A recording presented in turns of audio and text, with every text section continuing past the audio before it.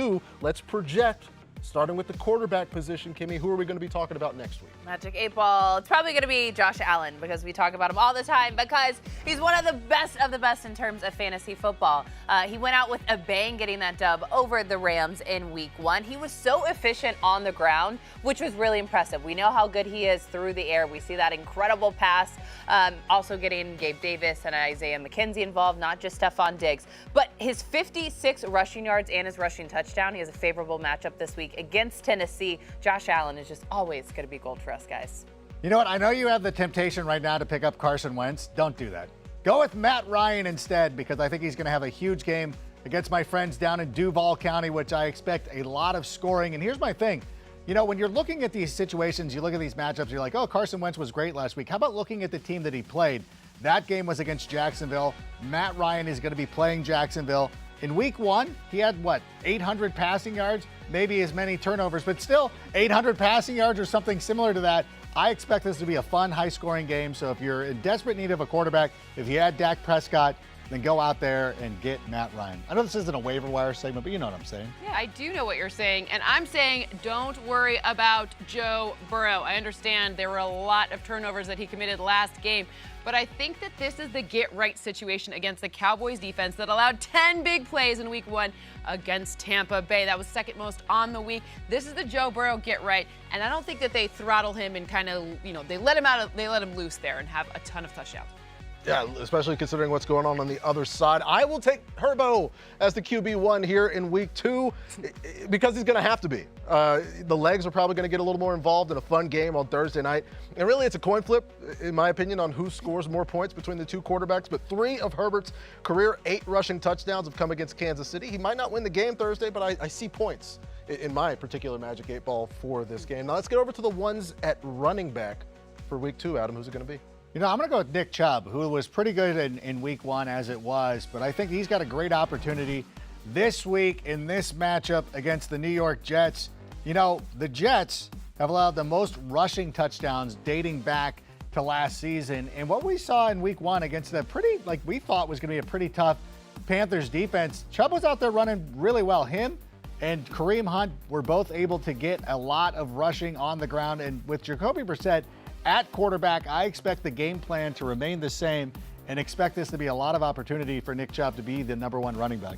You told us in the last segment to look at the defense that someone played. That defense on the screen's the Panthers. You know who gets the Panthers this week? Saquon Barkley gets the Panthers this week, and there's no share there. He is the RB1, and it is not an option to go with someone else. So when you look at that 33 target share even, 33%, that's really, really important as well. I think Saquon Barkley runs away with this one. Ooh, Cynthia, speaking of being like the RB1 for your squad, the guy who the team always goes to, it's always going to be Jonathan Taylor. I'm going most obvious answer here. Josh Allen, Jonathan Taylor. The most impressive thing when looking at his stats from week 1 against the Houston Texans, guys, he had 35 touches. That was tied for a career high. So yes, Matt Ryan is going to have a more explosive passing game with that Colts team, but Jonathan Taylor, he's still getting the touches in production and should be able to do so against Jacksonville on Sunday. Yes, perennially good. Also good, perennially, my pick for the #1 running back in week 2, and that is one Derrick Henry, a bounce-back opportunity for him. He had a solid game, according to a lot of people. He had 82 yards, only played 68% of the snaps. It reminded me of week 1 last year when he came out at that bananas pace. He only had 58 yards on 17 carries. What happened in week 2? They went on the road to Seattle. He had 182 yards, also had 6 targets in that game. Ooh. Todd Downing, please, throw the ball to Derrick Henry. Good things happen when you do that. But let's look at some wide receivers. Cynthia, who's your pick? #1 in week 2. Well, I picked Joe Burrow, so let's go with his favorite target in Jamar Chase. You say let's take the easy ones. The low-hanging fruit case just as good. There you go, Marcus. That's your line. I used it there. But if you look at the red zone targets, he had 6 of them last week, and that was the most in the NFL. So if you're looking for targets and you're looking for opportunity in the red zone where you score the touchdowns, Jamar Chase also, he probably should have scored that other touchdown. I watched that thing like 7 or 8 times. Where was the challenge? I don't know. That wasn't, I'm not a coach. Or just call it right on the the field, please. Let's do that.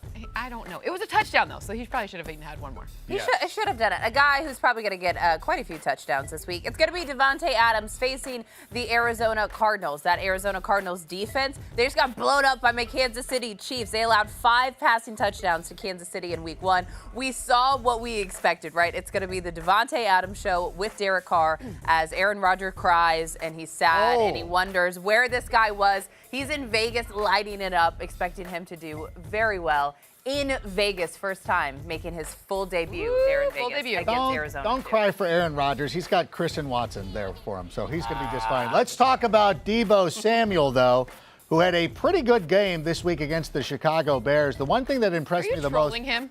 Who? Did you just want to get in that the Bears won? No, not at all. I like Deebo. They're going to bounce back this week. Like, the NFL is so not predictable, but like a team like the 49ers, who lost the game that they probably felt they shouldn't have lost, going up against Seattle, who's coming off a huge win over the Denver Broncos. This is ripe for a 49ers just monster game where they win like 40-16.